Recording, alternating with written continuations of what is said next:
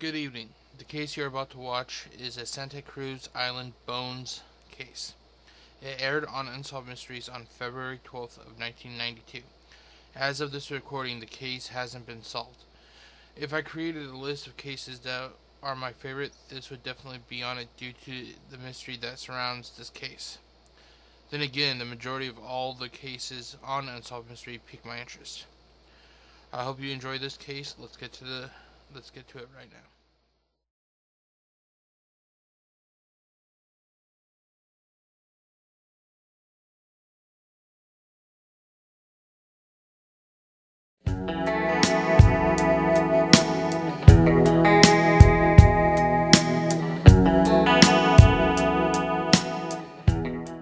The date of this case is unknown, and the location is Santa Cruz Island in California.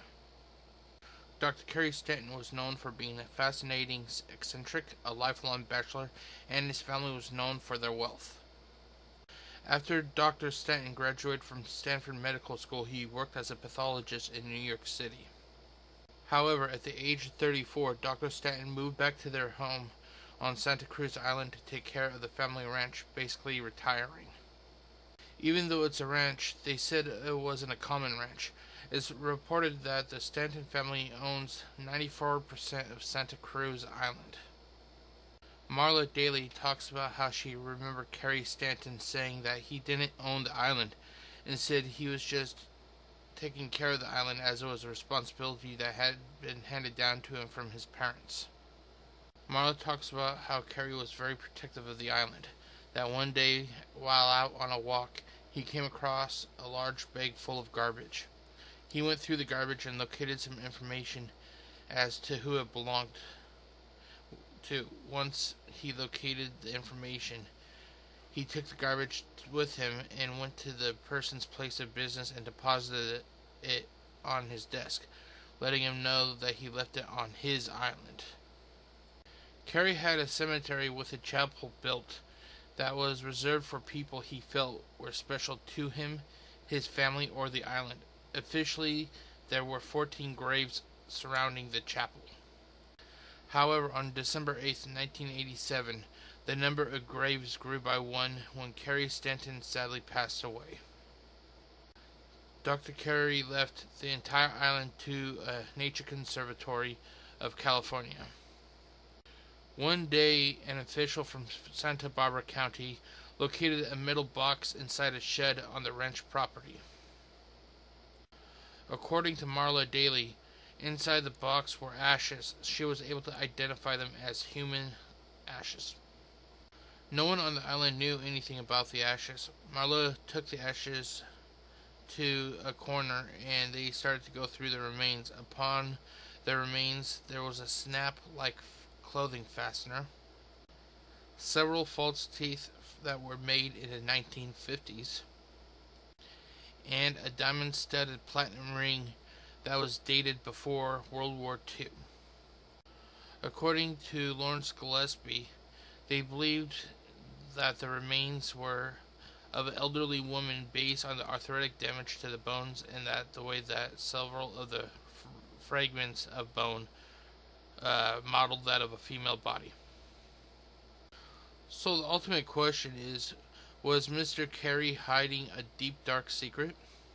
Many people don't believe that he was, because he was known as being a compulsive archivist and always labeled everything meticulously. So the real question remains, who was the lady and how did she end up in a shed on the Stanton estate? What they've been able to figure out is that she died sometime after World War II, and that she was at least 50 years old. She had false teeth and wore a platinum infinity ring. Okay, this is the final thought. The final thought is not intended to be taken as absolute fact. Instead, these are just my thoughts about the case you just watched. Okay, this is one of those cases I really don't have much in any way of a final thought about what could have happened.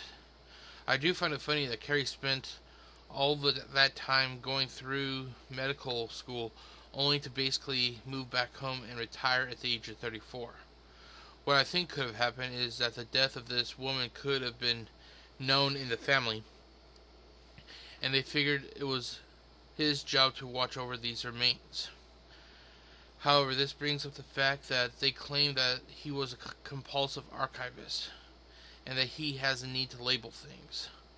Well, if he likes to label everything, you would think that he would have had a special place for these remains due to his constantly wanting to label of items. But if this woman was a close friend to the Stanton family, why was she not given the honor of being buried at the cemetery or having her ashes spread out over the ocean? This case has more questions than answers, sadly, which I am unable to answer any. I hope you enjoyed this case from Unsolved Mysteries. It was a pleasure to reminisce and talk about this case. I honestly don't ever really see this case being answered, being solved, because of just how long it's been going on for. And that's ultimately the way Unsolved Mysteries kind of is that, we'll be given a case, but sadly there is never really any kind of closure. But I'm just hoping that down the road that it does get answered. It may not be right now, it may not be tomorrow, it may not even be a year from now, but I'm pretty sure that down the road sometime the case will be solved. I hope, like I said, I hope you enjoyed. If this is your first time listening to this case and you enjoyed it, please check out my playlist of other Unsolved Mysteries cases that I've been producing. If you liked what you listened to, please leave a thumbs up.